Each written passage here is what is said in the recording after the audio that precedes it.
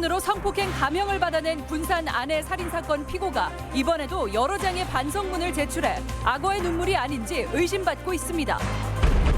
학대받아온 장애인들이 시설이 폐쇄될 때마다 다른 시설에 떠넘겨지고 있습니다. 처지가 바뀌지 않은 채 떠도는 원생들 취재했습니다. 국회 국방위원장이 전주 항공대대 이전으로 헬기 소음에 시달려온 이서 주민들을 만났습니다. 주민들 이야기 들어봤습니다. 안녕하십니까. 전주 MBC 뉴스데스크입니다. 군산 아내 살인사건 피고의 딸이 아버지의 엄벌을 요구하며 올린 국민청원에 대한 반향이 큰데요.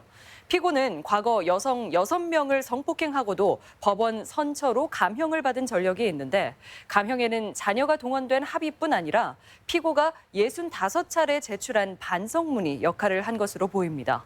조수영 기자입니다. 지난 3월 군산에서 아내를 무참히 살해한 안모 씨는 10여 년 전 부녀자 6명을 성폭행했지만 재판부가 죄를 깎아줘 8년간 복역했습니다. 당시 감형은 자녀들이 안 씨의 부탁에 마지못해 피해 여성들을 설득해 합의를 받아낸 게 결정적이었습니다. 저희 언니가 그 당시에 아기가 돌도 안 지났었었나 그랬는데 아기를 업은 상태로 법원에서 그분한테 무릎을 꿇고. 그런데 당시 감형에는 또 한 가지 사유가 있었습니다. 당시 대구고법은 안 씨가 잘못을 깊게 뉘우친 점이 인정된다며 감형 이유를 밝혔는데 그 배경에는 반성문이 있었습니다. 1심에서 징역 10년을 선고받은 안 씨는 2심 선고에 앞서 재판부에 무려 65차례 반성문을 제출합니다. 안 씨는 1심 판결 이후 대구고법 전관 출신 변호사를 새로 선임했는데 이후 갑자기 반성문이 쏟아진 겁니다. 쓰라고는 해요. 판사님들이 판결문을 써주실 때 피고인이 반성을 하고 있는 점이라는 문구를 넣어주세요. 그런데 안 씨는 이번 아내 살인 사건으로 수감 중에도 벌써 10통의 반성문을 제출했습니다. 이사에 대해서 얘기하고 그럴 사안은 아닌 것 같거든요. 네, 그런 부분들은 저희가 이제 업무상 비밀이기 때문에. 국민청원을 올린 피고인에 따른 아버지의 반성문은 악어의 눈물이라며 선처가 있어서는 안 된다는 입장입니다.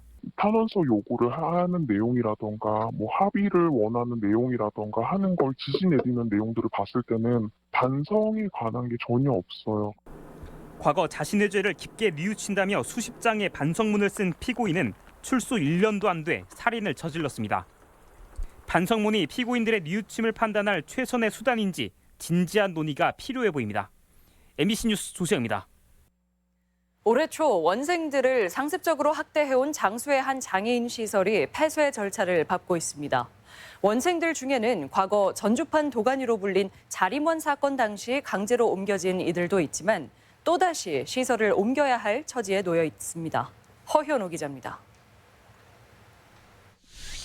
장애인 학대와 강제 노동으로 원장과 이사장이 법의 심판을 앞둔 장수 베델 장애인의 집입니다. 이곳에서 생활하는 조모 씨와 배모 씨는 지난 3년간 상습적인 폭행을 당해왔는데 그때 입은 상처는 여전히 몸에 선명하게 남아 있습니다.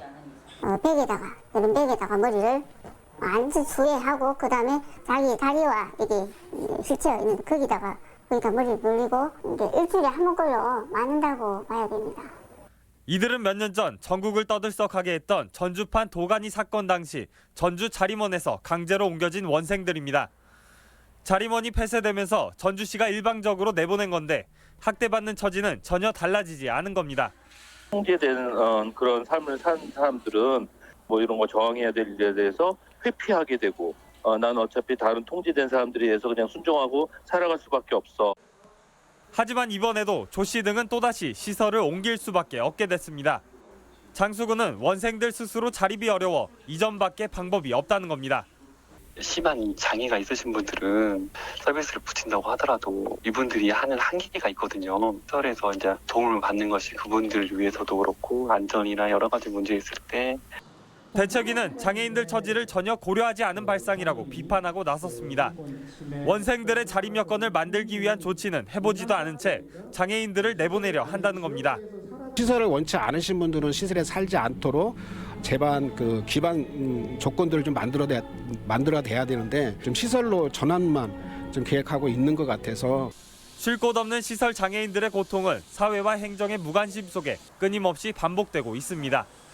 MBC 뉴스 허연호입니다. 전주 항공대대의 도도동 이전 이후 헬기 소음에 시달려온 주민들이 있습니다. 바로 완주 이서면 주민들인데요.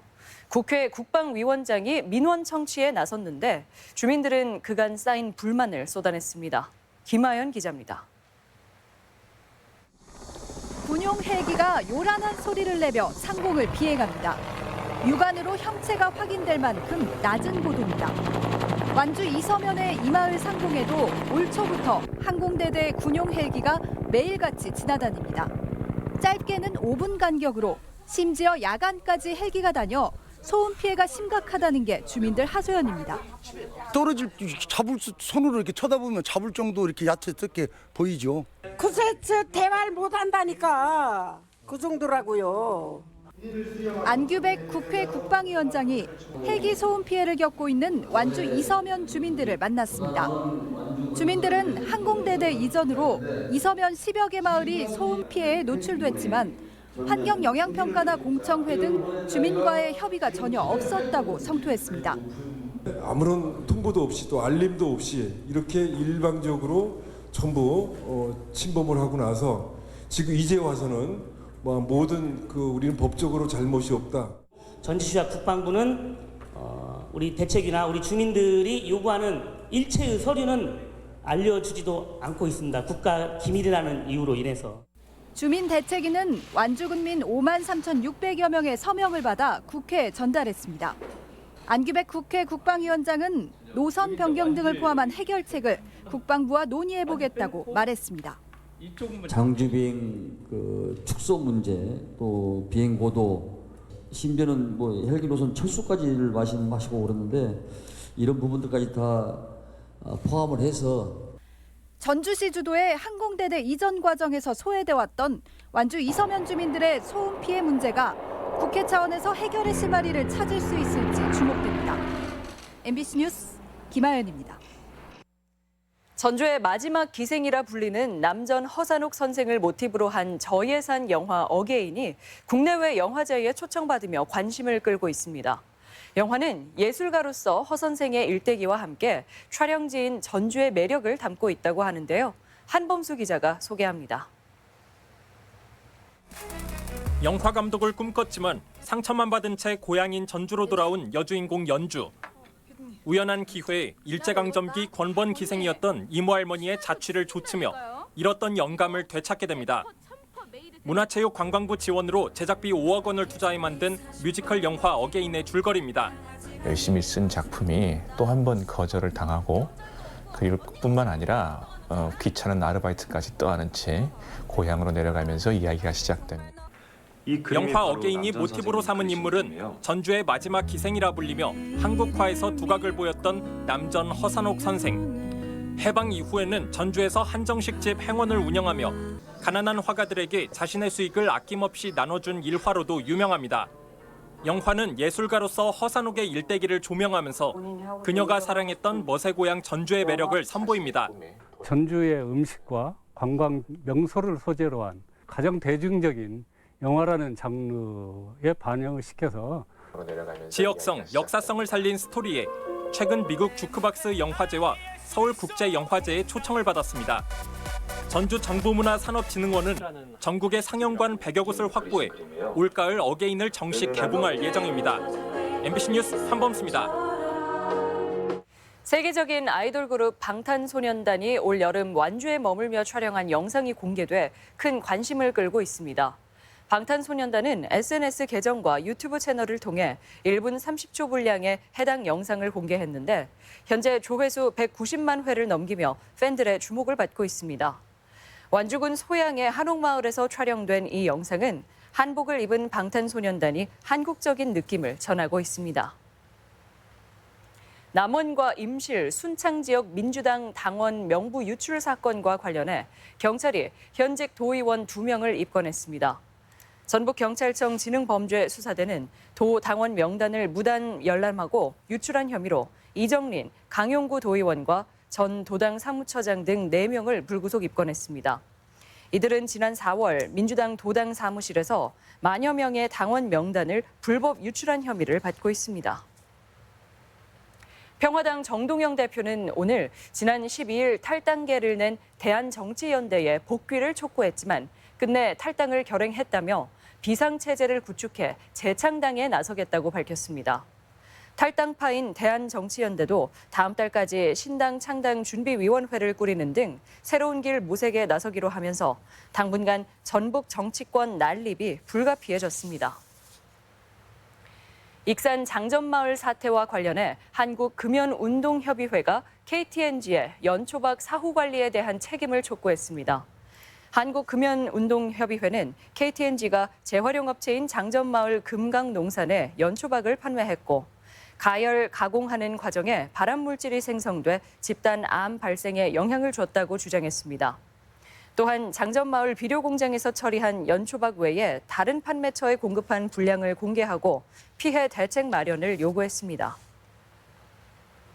직장 내 괴롭힘 금지법 시행 한 달이 지난 가운데 도내에서는 4건의 신고가 접수됐습니다. 고용노동부 전주지청에 따르면 직장 내 괴롭힘 금지가 포함된 근로기준법 개정안 시행 이후 전주와 익산, 군산지청에서 따돌림 2건, 폭언 1건 등 괴롭힘 신고 4건이 접수됐습니다. 하지만 신고인들이 조사 과정에서 신고를 취하해 4건 모두 조사가 종결됐습니다. 전북과 장쑤성 간의 경제협력 논의가 활발해지고 있습니다.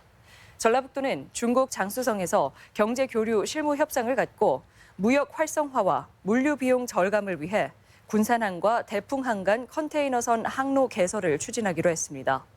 또 정기적으로 공동투자 설명회를 열기로 하고 장쑤성은 다음 달 새만금에서 열리는 한중 산단 협력 교류회에도 참여하기로 했습니다. 전라북도가 마을 산업 육성을 위한 사업 대상자 모집에 나섭니다. 대상은 농촌 관광 승마 활성화와 유소년 승마단 운영, 승용마 조련 등 4개 사업으로 참여 농가와 법인은 오는 30일까지 시군에 신청서를 접수하면 됩니다. 전북은 지난해 말 산업특구로 지정되면서 100억 원의 사업비를 확보했으며 도내에는 129곳에서 1,200여 마리의 말을 키우고 있습니다. 벌쏘임 사고에 대한 주의가 요구됩니다. 행정안전부는 벌의 산란기인 8월부터 벌쏘임 사고가 급증하고 있다며 오는 25일까지 벌쏘임 안전사고 주의보를 내렸습니다. 지금까지 전북권 뉴스 전해드렸습니다.